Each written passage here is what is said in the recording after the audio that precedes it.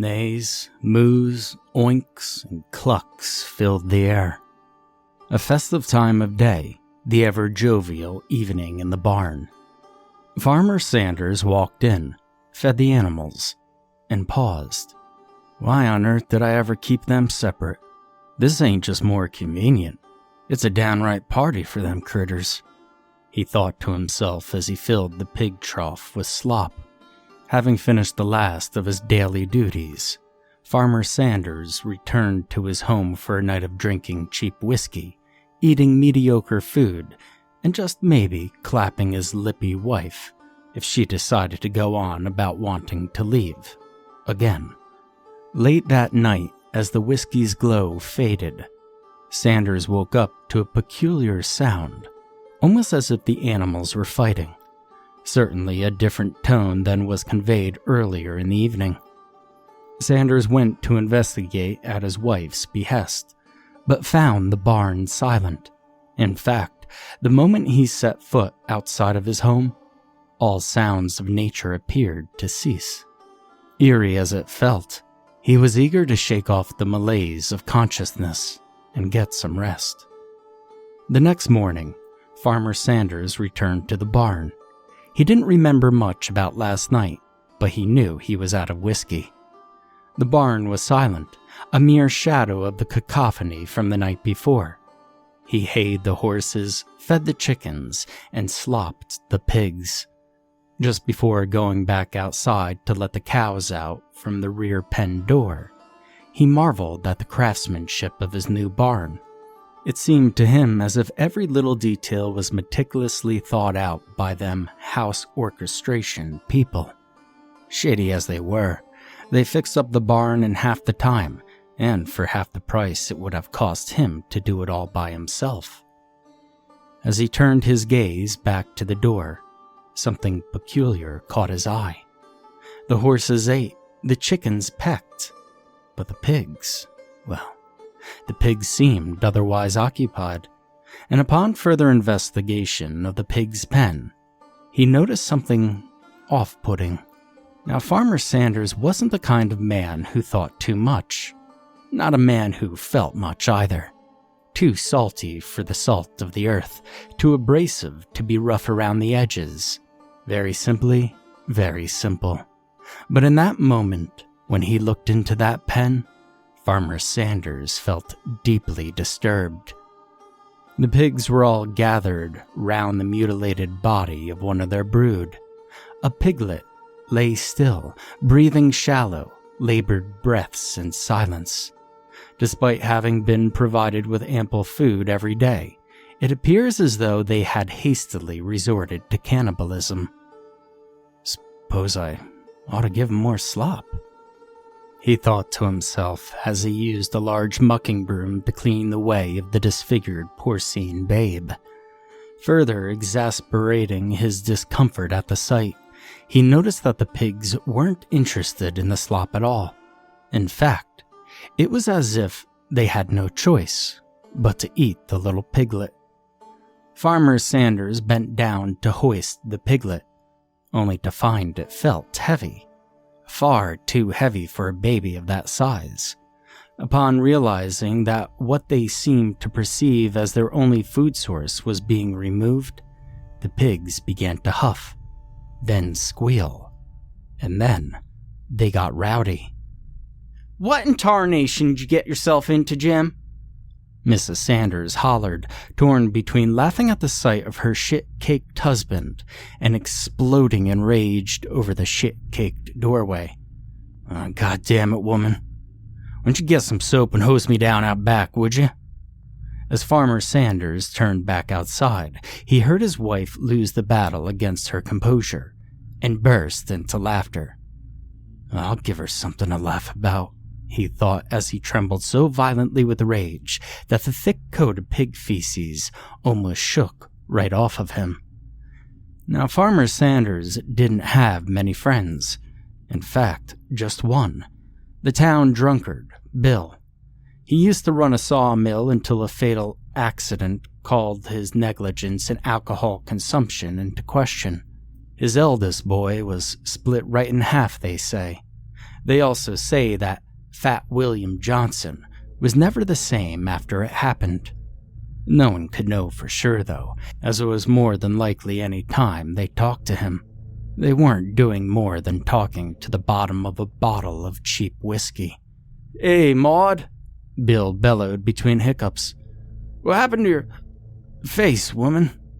Hey, Bill, it ain't nothing. I fell," Maud said, turning her bruised face away from the visitor. "Well, you certainly fall a lot, huh? Maybe Jim should get you a walker."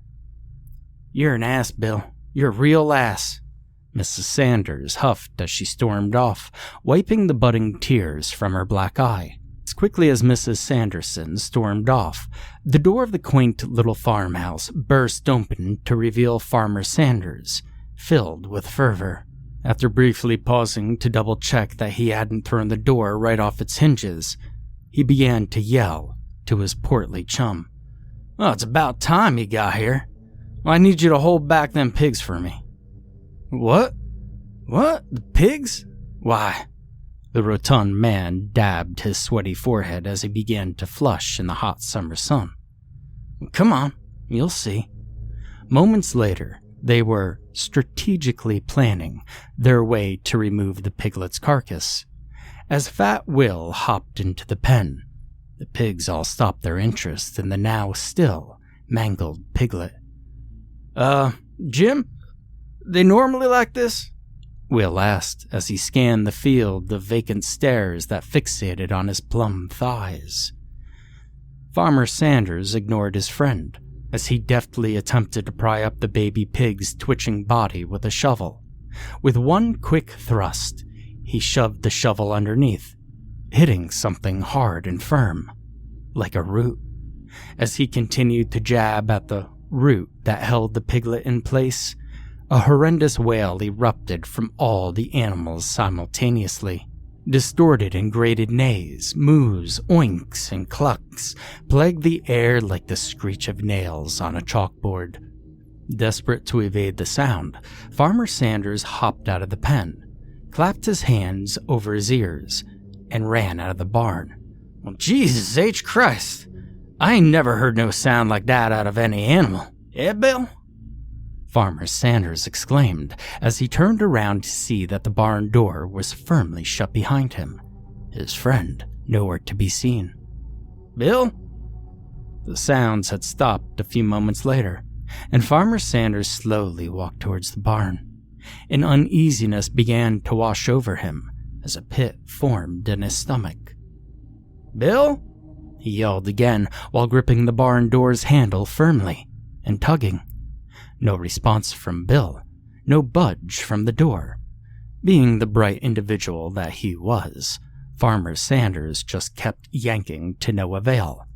That is, until a peculiar sound interrupted his vain attempts. He pressed his ear to the door and listened hard for any sign of his friend. All he could hear was a squishy slopping and crunching. An old, rarely lit tungsten filament bulb illuminated in Sanders' thick noggin. He decided to go around the back and enter through the pasture doors that lay adjacent to the cow pen. As the double doors swung ajar with mild resistance, Sanders was met with blank stares. Every one of his cows was facing him, leering. No cud being chewed, no tails being wagged. Hell, it even appeared as though they weren't breathing. Stone still, the bovine wall ahead of him just glared through milky white eyes. "All right, girls, let's just clear away, you hear?" Farmer Sanders announced as he tried to gently wriggle his way through the beefy blockade.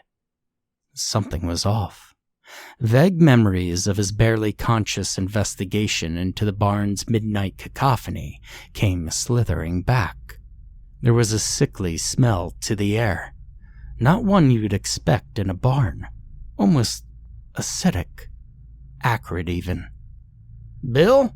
the hapless farmer cried out once more. The upper door and all the shutters were closed. Surely Bill didn't do that.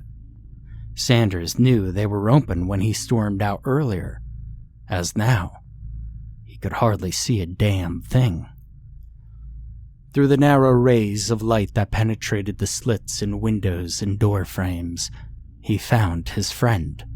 Face down in the trough of uneaten pig slop was the half-eaten body of Fat William Johnson, crowded by gluttonous pigs. "No, Bill! Christ!" he yelled as he ran over, grabbing one of his friend's arms in a desperate attempt to hoist him out of the pen. But Fat William's body wasn't just too heavy, even after losing damn near half its mass. The pigs began fighting for their meal. However hard the farmer tugged, the pigs were winning this fleshy tug-of-war.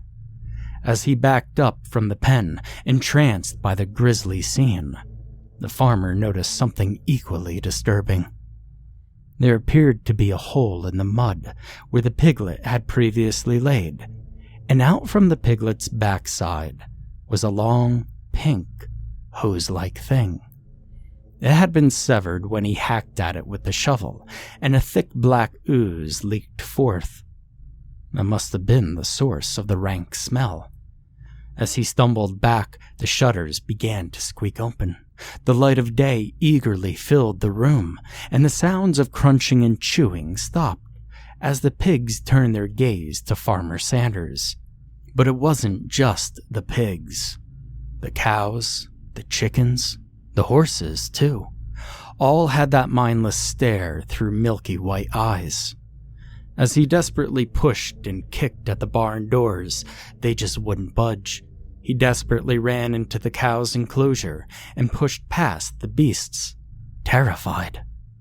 In the chaos, cows began to stomp and cry out, and finally, he made it through and began to run from the barn, but not before one malicious meaty mammal gave chase. Thundering hooves caused the fearful farmer to haul more ass than ever before in his life. Having reached his property line and hopped the fence, he was sorely out of breath. Had the stampeding hooves behind him not abruptly stopped, the beast would surely have caught him. Instead, it just stood still, with that blank stare. He couldn't see its eyes, but he knew they had that haunting milkiness. The cow began a blood-curdling call. The call could be heard in the distance, from the barn, wailing back. And suddenly, the cow dropped with a thud. Dead. "Are you kidding me? What some kind of man you are? I ain't the farmer here. I do enough taking care of you. I ain't feeding the damn pigs for you," Mrs. Sanders yelled. "No, Maud, you just don't get it. You didn't see what we saw. The way those pigs, all those animals, they looked at us." Farmer Sanders began to plead. "So you're scared of some pigs now, and you want me to handle them? Well, some kind of man indeed." Before she finished scolding her husband, his whiskey glass whizzed right by her head, smashing against the wall. Mrs. Sanders froze up as her husband walked over to the liquor cabinet to check for whiskey that he knew wouldn't be there. As he rifled through the shelves, he started one of his half-assed apologies. "Now, you listen, Maud," he began as he turned around to find that his wife was gone, the front door ajar. Farmer Sanders hurried through the open door, conflicted on whether to lavish her with kisses or kiss her with his belt. But strangely, she was nowhere to be seen. Now, were Farmer Sanders half as smart as Maud, he'd have simply looked behind the door. Thankfully for her, he wasn't. He trampled back into the house, cursing and yelling. His temper tantrum proved an adequate cover for the sound of Maud walking down the front steps, getting into the pickup, and starting the engine. By the time Sanders got wise to the ruse, the truck was merely a dot on the horizon. A strange mixture of feelings washed over the abandoned farmer. First, anger. Damn Maud for leaving. Damn Bill for being pig food. Damn himself for causing all this to happen. And that's when the loneliness set in. He'd been pretty isolated out on his farm, but he was never really alone. He had Maud. When she wasn't enough, he'd call Bill, and worse came to worse, he always had his animals. Right. The animals. And that's when the fear set in. First things first, he had to figure out what the hell was going on around here. Things all seemed to have changed once those damn house committee people fixed up his barn. Maud said they have her the willies, but Sanders paid no mind. What in the hell did they call themselves? He muttered to himself as he collapsed defeatedly into his good chair. The home handling committee, the house orchestra. Damn it was something so stupid. The farmer racked his brain most of the night until it finally dawned on him to hunt down their business card. Hello, and thank you for reaching out to the Home Orchestration Accreditors. We're currently experiencing a high volume of excited and enthusiastic callers. So long as your dedication rivals theirs, we will be with you shortly. The automated voicemail machine answered, tauntingly. Now what use was a damn phone when no one would pick up? Sanders had no sooner slammed the phone than the phone's bells began to hammer. Jesus Christ, Farmer Sanders exclaimed, damn near dropping the bottle of whiskey that he'd been trying to nurse the last few drops from. Frustrated, he picked up the phone. What? Sanders asked into the receiver. Sanders was met with a static hiss and the mumbling of a hoarse voice. He sighed and slammed the phone. Immediately, it rang out once more. Now this is some kind of prank, he yelled into the receiver, but he didn't hang up. He was too fixated on the tumbler across the room that was slowly filling with whiskey. A single cube of ice bobbed in the glass. Only one man, Jim Sanders knew, took his whiskey with a single cube. William Johnson. The raspy voice over the phone continued trying to speak, as Sanders doubted his sanity. He thought to himself, causing gears not used since grade school to turn in his head. Bill? Sanders croaked into the receiver. The static stopped abruptly before the voice on the other end spoke clearly. Jim? The radio... Bill's voice spoke as the static returned so loudly that Sanders dropped the phone. Shit, Bill, the farmer exclaimed, picking the phone back up, but there was only the loud hissing of white noise. Sanders turned his gaze to the radio and walked over to it. He picked up the iced whiskey tumbler beside it and took a sip. Holy shit, I'm losing my marbles, he said as he turned it on and spun the dial.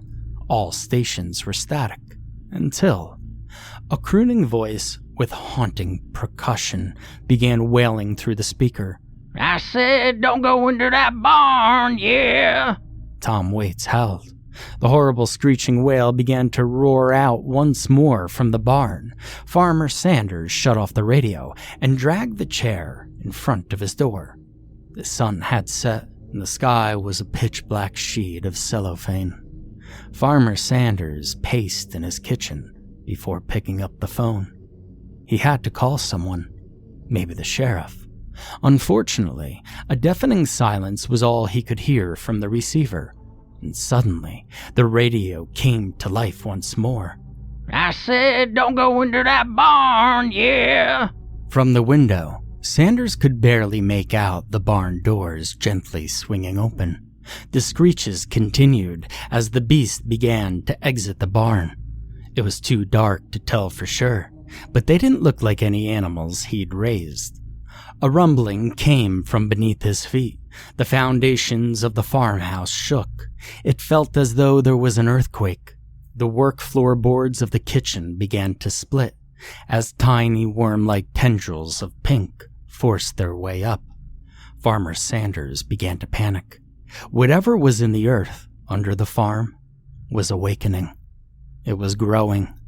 He ran to the kitchen window, only to be met with the milky white gaze of a horse. It bared its teeth at him, revealing deep signs of decay as small pink worms wriggled from its gums. The shrieking filled the night sky. As he desperately sought a way out, every window held the twisted visage of what was once a simple barnyard beast. A shattering window caused the farmer to yelp as a scaly chicken flew into his living room. In futility, the farmer fled through the back door. He raced for the storm cellar. The concrete foundations would surely prove a sanctuary until morning. Or so he thought. The thick walls of cinder blocks only partially deafened the twisted and distorted barnyard cacophony. And then suddenly, silence. For the first time since his youth, the farmer fell to his knees and prayed. The silence lured him into a false sense of security. As the farmer pleaded to any god that would listen, an old forgotten one answered. The concrete beneath his knees split as the tip of a tendril reached into his pant leg. Sun crested the surrounding hills as a familiar pickup truck appeared on the horizon. Maud, along with her father, pulled up out front of the house. "Oh, Jesus, Maud, I never knew it got so bad," her father said, peeking through a shattered window. "Oh, he really went nuts this time," she said sullenly. "Maud?" A voice called from the barn as the doors slowly creaked open. "Jim, you've got some explaining to do," Maud's father yelled as he entered the barn. Maud slowly crept over to the darkened building. "Jim, you in here?" No answer. "Pa, what's going on?" she called out, stepping up into the threshold. A static hiss from the farmhouse stopped her as she spied a humanoid figure in the darkness. "I said don't go into that barn, yeah,"